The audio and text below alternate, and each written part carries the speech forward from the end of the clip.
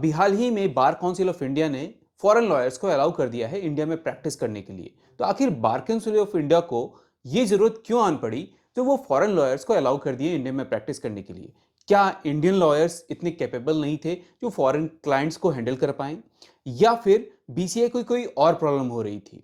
और आखिर honourable supreme court का इस मुद्दे के ऊपर क्या कहना रहा है, ये भी हम इस वीडियो के अंदर समझेंगे। और इसका क्या इंपैक्ट पड़ सकता है हमारे इंडियन लॉयर्स पे। ये मामला आज का नहीं है, ये मामला 2018 का है, जब ऑनरेबल सुप्रीम कोर्ट के पास एक केस आया था बीसीए वर्सेस ए के बालाजी एंड अदर्स का। इस मामले के अंदर ये रखा गया जो फॉरेन लॉयर्स को अलाउ किया जाए, लेकिन इस मुद्दे पे सुनवाई करते हुए ऑनरेबल सुप्रीम कोर्ट ने सख्त मना कर दिया कि इससे हमारे इंडियन लॉयर्स पे इंपैक्ट आएगा, जिसके कारण हम इसे अलाउ नहीं कर सकते हैं। लेकिन वहां पे कुछ बातें रखी गई जो फॉरेन क्लाइंट्स को क्या प्रॉब्लम आती हैं और हमें क्यों फॉरेन लॉयर्स को यहाँ पे अलाउ करना चाहिए। जब इन मुद्दों पे बहस किया गया ऑनरेबल सुप्रीम कोर्ट में, तो ऑनरेबल सुप्रीम कोर्ट ने इन मुद्दों को देखते हुए यहाँ पे बार काउंसिल ऑफ इंडिया को और गवर्नमेंट ऑफ इंडिया को, दोनों को इसके ऊपर रूल्स बनाने के लिए कहा, जो आप इसके लिए रूल एंड रेगुलेशन बनाइए जो फॉरेन लॉयर्स को किन मुद्दों पे अलाउ किया जाए और किन मुद्दों पे उन्हें अलाउ नहीं किया जाए, और ये फॉरेन लॉयर्स कैसे इंडिया में इंटर करके अपना जो भी लीगल प्रैक्टिस है वो कर सकते हैं, उसके लिए एक रूल एंड रेगुलेशन फ्रेम किया रहे। तो यहाँ पे बार काउंसिल ऑफ इंडिया ने अपना एक रूल फ्रेम करके सामने में रख दिया है जो किस बिहाफ पे फॉरेन लॉयर्स जो हैं वो इंडिया में आकर के अपना प्रैक्टिस कर सकते हैं। लेकिन इन रूल्स को बनाने के बाद बार काउंसिल ऑफ इंडिया ने ये इंडियन लॉयर्स को ये एश्योरिटी की है,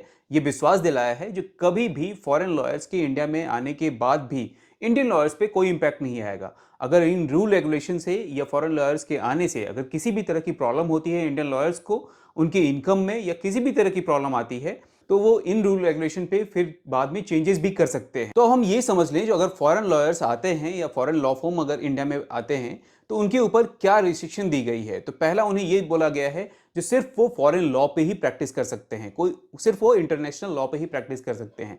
अगर फॉरेन में कोई लॉ है या इंटरनेशनली कोई अगर लॉ चल रहा है तो वो सिर्फ उसी पे प्रैक्टिस कर सकते हैं। जो भी डोमेस्टिक लॉ हमारे देश के अंदर जो चल रहा है उस पर वो प्रैक्टिस नहीं कर सकते। साथ ही बीसीआई ने यह भी कहा है जो वो सिर्फ और सिर्फ अपने जो भी क्लाइंट्स हैं, जो फॉरेन क्लाइंट्स हैं, उनका नॉन लिटिगेंट ही एडवाइस कर सकते हैं, मतलब वो लिटिगेशन नहीं कर सकते इंडिया के अंदर।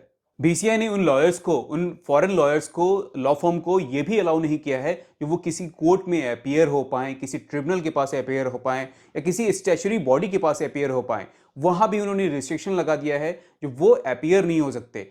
लेकिन यहां पे फॉरेन लॉयर्स को इंटरनेशनल कमर्शियल आर्बिट्रेशन के अंदर बार काउंसिल ऑफ इंडिया ने अलाउ कर दिया है जो वो इंटरनेशनल कमर्शियल आर्बिट्रेशन में अपना अपीयरेंस दे सकते हैं, वो अपीयर होकर के उस केस को देख सकते हैं और वहां पे वो अपने क्लाइंट को एंगेज भी कर सकते हैं। साथ ही बार काउंसिल ऑफ इंडिया ने इसमें एक और रूल ऐड किया है जो कि एक बहुत ही अच्छा रूल है। इसमें उन्होंने ये कहा है जो भी फॉरेन लॉयर्स यहाँ पे इंडिया में आकर के प्रैक्टिस करना चाहते हैं वो आ तो सकते हैं, लेकिन ये होगा रेसिप्रोकल बेसिस पे।